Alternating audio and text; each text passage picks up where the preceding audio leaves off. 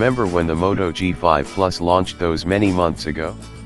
Well, it seems Motorola wasn't too happy with its performance, and in its place launching an updated Moto G5S Plus, in an effort to help address the many complaints of the first. This flashier model has seen a subtle redesign, dual 13-megapixel rear cameras and a screen size boost to 5.5 in as opposed to the earlier 5.2 in offering. The caveat?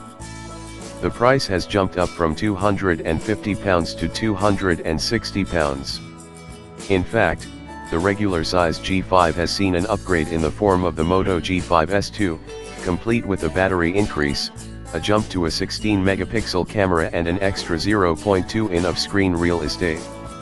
In fact, in our review, we said, the Moto G5S Plus comes across as the phone the Moto G5 Plus could, or perhaps should, have been. Moto G5 Plus review.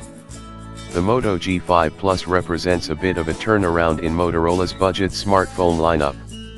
Until 2017 the leading light in the range was the baby Moto G, scoring high year after year for value. This year, though, it has taken a step backwards and it's time for the Moto G5 Plus to hog the limelight for a while. In simple terms, the Moto G5 Plus is everything last year's Moto G4 Plus wasn't, and it's a far more accomplished handset in general. It's faster, it has a better camera and it looks nicer. Taken together, these three things are easily enough to warrant the £80 premium over the Moto G5. The question is, with the Moto G5 not good enough to warrant a recommendation this time around, is the Moto G5 Plus just that bit too expensive? Moto G5 Plus review, price and competition. The price premium does mean the Moto G5 sits in a different sector to the Moto G5, but, at £250, that sector is largely empty right now. Most rival phone manufacturers have deserted the mid to low price tier, previously occupied by such stalwarts as the Nexus 5X and the OnePlus 2, and have moved to higher or lower ground.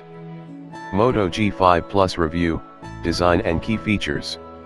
When it comes to looks, Motorola has moved things on a step from the Moto G4 Plus plastic chassis and ugly, square fingerprint reader. The rear of this year's model is clad in metal, with the Moto logo etched in relief in the center, and although the frame of the phone and its top and bottom caps are still built from plastic, it looks much more attractive. It's a smaller phone than last year's model with a 5.2 in, 1080 x 1920 IPS screen, but that's not necessarily a bad thing. It certainly stands up among its chief rivals, and it's a good deal more attractive than the Moto G5, although I'm not a big fan of the way the camera module protrudes slightly at the rear. The Moto G5 Plus